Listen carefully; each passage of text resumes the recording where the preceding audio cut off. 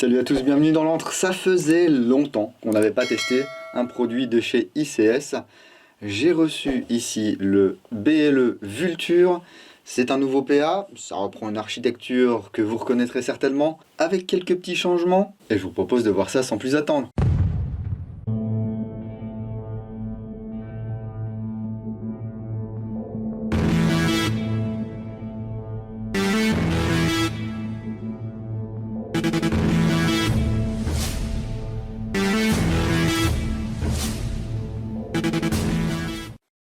Avant de commencer cette vidéo, j'aimerais remercier toute l'équipe d'ICS qui m'a à nouveau contacté pour savoir si j'étais intéressé pour tester ce Vulture. Au début, j'avais pas fait le rapprochement avec la réplique précédente, enfin la réplique dont s'inspire le Vulture. Sinon, j'aurais peut-être pas dit oui, mais je vous le dis tout de suite, je l'aurais certainement regretté, parce que c'est une réplique qui est quand même très chouette. Le prix public conseillé sera aux alentours, en Europe, de 215 $. Je vous mets également la conversion en euros au jour où je fais la vidéo. En préambule, j'aimerais parler du prix des répliques, qui va certainement, comme beaucoup d'autres choses, augmenter dans les mois à venir, tout simplement parce que depuis le début de l'année déjà, le prix du container maritime a été multiplié par 5 ou 6. Donc déjà pour le transport, ça change beaucoup de choses pour les entreprises qui importent le matériel. Le prix de la plupart des matières premières a également augmenté. Par exemple, l'aluminium, je crois, a pris une trentaine de pourcents là, en 2021. Donc c'est un sale temps pour les consommateurs que nous sommes. Ça peut peut-être nous pousser à moins consommer, mais dans tous les cas, attendez-vous dans les semaines et les mois qui arrivent à voir des prix qui augmentent soit légèrement, soit qui explosent selon le type de produit. Voilà, de retour désormais sur notre BLE Vulture. Il est dans sa boîte ici. Je vous ai présenté les Black Leopard Eye depuis le début de la saga chez ICS. Vous pouvez retrouver ça sur la chaîne. C'est toujours livré dans une boîte avec le même design, avec la petite tête de léopard. À l'intérieur, on trouve une fiche avec un QR code. Voilà, je vous le mets ici si vous voulez ou si vous pouvez le flasher sur votre écran. Ça vous amènera au mode d'emploi. Voilà, ça évite d'imprimer du papier, on imprime des petites cartes en carton à la place. Ici, les différents QR codes vers les réseaux sociaux d'ICS. Une petite plaque de mousse et le contenu de la boîte ici. Et on va commencer par le chargeur. Hop, voilà, qui est ici. C'est un chargeur à gaz, c'est un chargeur qui peut emporter 15 billes et qui est équipé d'une part de la valve de remplissage de chez ICS, vous savez les nouvelles maintenant elles ont 2 ans, mais avec un tout petit trou qui permet de laisser échapper l'air qu'il y a dans le chargeur et de le remplacer par du gaz liquide. Et également ici les valves de percussion Revo, enfin c'est même les Revo 2, qui permettent de faire varier légèrement le débit de gaz. Ensuite il y a un adaptateur. Voilà, qui est en acier et qui va permettre de monter un modérateur de son ou un traceur sur cette réplique BLE Vulture. Alors habituellement il y a une tige de nettoyage, elle est là, et de débourrage dans les boîtes ICS. Donc, ici on ne déroge pas à la règle. Et puis le BLE Vulture. Vous allez me dire mais c'est un Cort. Non, c'est le BLE Vulture. C'est vrai que ça reprend les bases. Ce qui est sympa, c'est que malgré tout, on a une architecture type 1911, architecture type 1911, mais pas n'importe lequel, Tokyo Marui, ce qui fait que la plupart des pièces internes seront compatibles avec ce Vulture. Ça va des plaquettes jusqu'aux queues de détente à l'interne, donc ça permet de personnaliser son Vulture si le look comme ça en sortie de boîte ne nous plaît pas trop. Mais il faut avouer qu'il est relativement sobre mais agressif. Et oui, on peut faire les deux. Hop, mettons-lui son petit chargeur. C'est une réplique qui est fabriquée en aluminium, ce qui fait qu'elle est relativement légère. Elle pèse 737 grammes pour une longueur de 195 mm. La prise en main est bonne. Bon, c'est du 1911, mais un petit peu plus moderne. Regardez ici, les marquages, Vulture, 45 Competition Pistol, le numéro de série ici, G11 2021, 134e dans la série, certainement le calibre Airsoft. Ici, eh bien, il n'y a rien. Sur les plaquettes, il n'y a rien non plus. Aucune mention de calibre sur le canon externe ici. Par contre, on va retrouver l'extracteur ici, qui est très sympa. Une glissière ajourée, avec des stries de préhension ici à l'avant et à l'arrière. Ils ont un design assez particulier. c'est très sympa. Ici, ce qu'ils appellent des quick pulling bumps, donc des bosses de tirage rapide qui permettent d'armer la réplique comme ceci. Le marteau ici, type squelette, et ce marteau, comme la plupart des pièces internes de ce Vulture, il est en acier. Vous voyez ici, alu, alu, alu, alu, alu. Mais à l'intérieur, on regardera tout à l'heure, la plupart des pièces du bloc détente sont en acier. Cette glissière est munie également de 2 ports ici à l'avant pour alléger encore un petit peu plus la pièce mobile et puis assurer un cycle plus rapide. Donc les plaquettes ici sont en plastique, il y a une option plaquette bois. Et si vous avez des pièces de 1911, vous pourrez les adapter sur ce BLE Vulture. Ici un motif assez sympa qu'on retrouve à l'avant. La queue de castor, un cran de sûreté de pouce qui n'est pas ambidextre et qui ne peut être actionné que lorsque le marteau est alarmé. Ici on ne peut pas le mettre en sûreté, hein, parce qu'il n'y a pas besoin. L'arrêtoir de culasse ici est tendu. Hop là, il est fonctionnel, hein, on peut bien attraper avec le pouce. Ah ça je me souvenais, ouais. La douceur du cycle, ça c'était vraiment un gros atout de cette architecture. Et bien c'est toujours présent. Le pontet ici avec son petit design là, sa petite queue. La queue de détente ajourée avec ici une vis de réglage de la course de détente. Avec une clé Allen, vous allez pouvoir faire avancer ou reculer la queue de détente selon vos préférences. Pas de faux percuteur ici, hein, c'est une vis qui doit certainement libérer le blowback housing. Le bouton d'éjection du chargeur ici, conforme à ce qu'on connaissait déjà.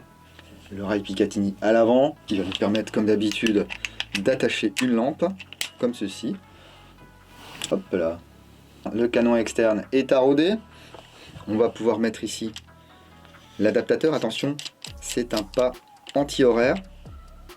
Et ici, c'est du 14 mm anti-horaire. Et du coup, on va pouvoir y installer très facilement. Ici, par exemple, un traceur. Voilà, c'est le Haystack Blaster, qui va nous permettre de faire un petit peu de flamme et d'illuminer des billes phosphorescentes. Au niveau des organes de tir, on retrouve le guidon avec le trait ici phosphorescent. Par contre, à l'arrière, on a une hausse qui est munie de 2 petites fibres optiques. On a une visée qui se prend très rapidement, c'est très efficace comme système. Regardez cette petite bouille qu'il a là, c'est sympa, hein. Si vous trouvez celui-ci trop simple, il y a un modèle tactique avec un compensateur qui est intégré, qui sera certainement un tout petit peu plus cher, mais qui a aussi une bonne bouille, vous pouvez le voir à l'écran ici. Allez, on va le déshabiller lui, hop. Et puis avant de passer à l'interne, on va aller au chrony et au tir sur cible.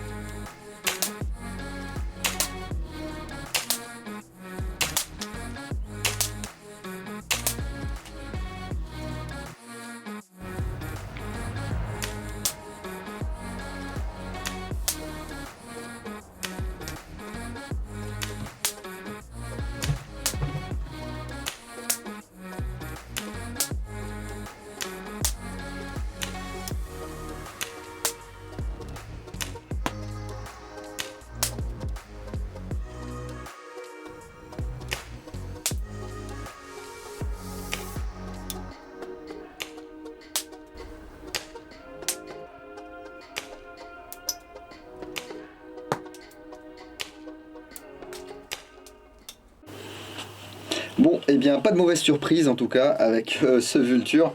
C'est cohérent avec ce que j'avais testé avant, hein. Avec de telles vélocités, vous serez accepté partout avec cette réplique. Mais c'est pas pour ça que vous serez ridicule. Vous voyez ici à la 0,23 on peut taper à 35 mètres. Alors la cible est un peu petite à 35 mètres donc c'est compliqué de toucher à coup sûr. Mais si vous prévoyez de jouer entre 0 et 25 mètres avec cette réplique, vous pouvez même mettre de la 0,25 ou de la 0,28, il n'y a aucun problème. Les tirs sont très constants et pour cause, à l'intérieur le canon est fixe. Il est calé sur la carcasse donc lorsqu'on a un cycle vers l'arrière, il ne va pas basculer ou tourner. C'est vrai que je vous ai pas trop parlé de cette queue de détente avant d'aller tirer là. Elle est assez sympa, enfin moi j'aime bien. Elle est un petit peu dure, mais là on a une course très fluide. On arrive sur le mur, bim, ça part, ça va cycler. Le reset est très chouette, c'est pas mou. On peut bien enchaîner les coups. Alors ICS a donné une petite astuce, enfin c'est une astuce que si vous avez un LK ou un 1911, vous connaissez déjà. Vous savez qu'il y a une petite lame de ressort ici à l'intérieur, donc avec 3 pattes différentes. Ici il est en acier SUS 301, alors je ne sais pas ce que ça veut dire, mais je lis la fiche produit.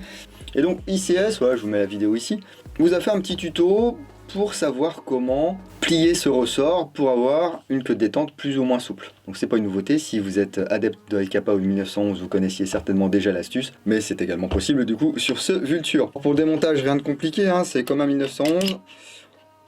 On recule la glissière, ici on a 2 demi-lunes, il faut les faire correspondre avec l'arrêtoir. Hop là, on le fait sauter.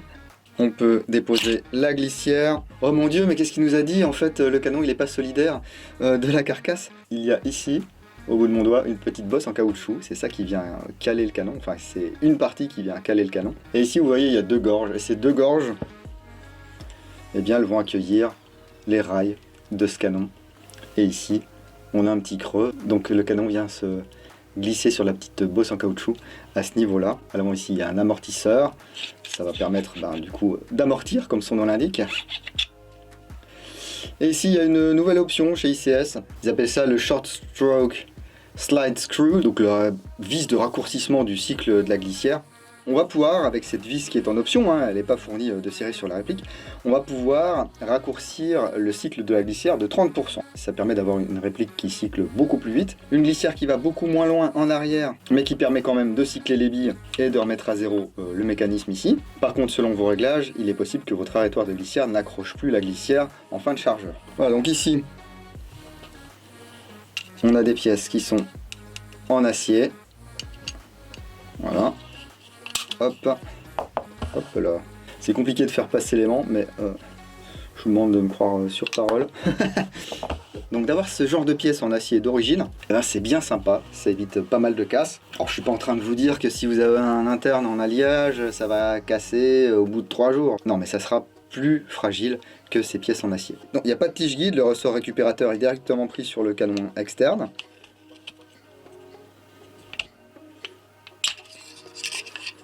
Voilà. Alors, le nozzle n'est plus le même, ici c'est un nozzle rouge. Alors est-ce qu'il est rouge parce que du coup il est renforcé, enfin c'est peut-être un code couleur pour les nozzles qui résistent au CO2. Il est monté sur ressort, c'est bien lubrifié, hein. Ici l'ensemble canon, vous voyez qu'il va venir glisser dans ses rails ici. Et là, il n'y a quasiment pas de mouvement, enfin là il y en a un petit peu parce qu'il n'y a pas la glissière autour. Ici on va pouvoir récupérer le bloc hop-up et le canon interne. Alors attendez, il y a un truc là qu'il faut que je vérifie. Parce que là, vous voyez, on a un emplacement taraudé, mais il n'y a pas de vis. Est-ce qu'il y avait ça sur le cort? Je me souviens plus, ça fait longtemps. Non, vous voyez, il n'y avait pas ça. Alors, est-ce que normalement il y a une vis d'arrêt ici et qu'elle a été oubliée? Je ne sais pas. Surtout qu'on a quand même ici un usinage sur le bloc hop-up. Le petit joint torique ici pour caler le canon interne dans le canon externe. La patte d'appui qui est bien large. La molette de réglage ici. Et bien sûr à l'intérieur, hein, c'est un joint type VSR10. Donc vous pourrez utiliser tous vos joints favoris. Le joint d'origine est déjà assez performant. Voilà. Il n'y a pas de truc exotique au niveau des rainures du canon, donc vous pouvez également le remplacer. Vous voyez, joint type VSR10. Alors je suis content d'avoir eu les performances que j'ai eues parce qu'il est un petit peu gras. Donc, je pense qu'on aurait même pu avoir de meilleures performances. Alors, on va regarder son diamètre.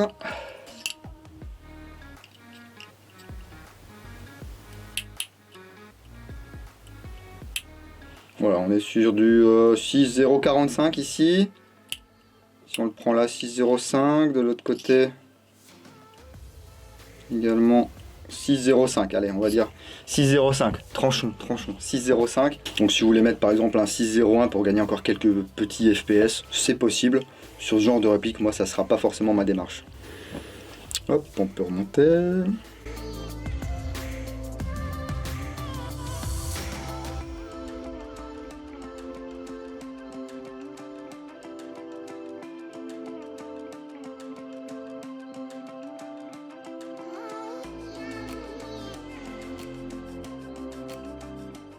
Voilà, le cycle est toujours aussi doux.